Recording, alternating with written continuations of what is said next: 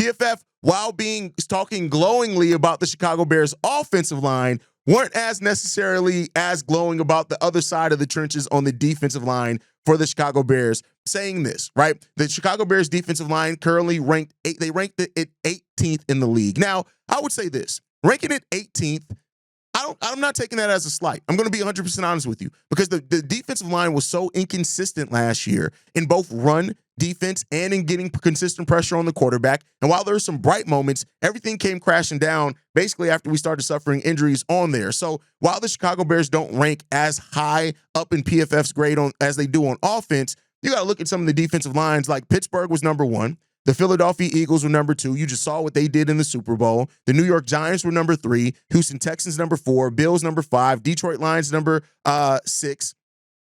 And then you get all the way down to the Chicago Bears at number 18 there, with the Colts being one spot above them and the Los Angeles Chargers being one spot below them. But they said this: the Bears added veteran interior defender Grady Jarrett to a unit that lacks star power but has plenty of starting caliber players. In 2024, Chicago's defense generated pressure on 34% of pass plays without blitzing, which ranked 6th in the NFL. The 2024 defensive line was led by second-year interior defender Javon Dexter, whose 70.3 PFF overall grade ranked 23rd at the position.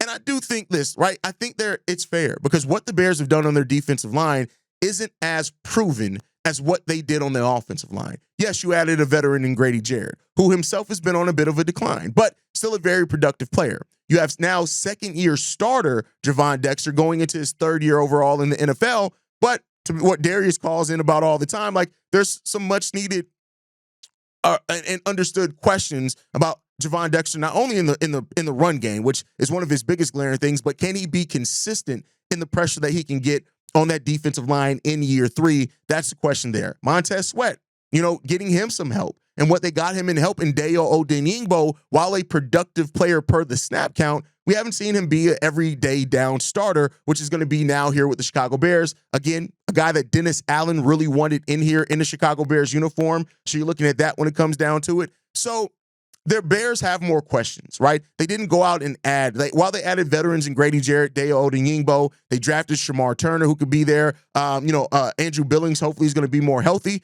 but there's still more hope there. You're hoping that Dayo Odeyingbo is going to be able to provide enough pressure on the opposite side to give teams poise and thought if they're going to double team Montez Sweat. You're hoping that Javon Dexter is going to be able to be more consistent this season than what he was last season. And then you're hoping Daniel Hardy and Austin Booker are going to be able to continue their upward growth and development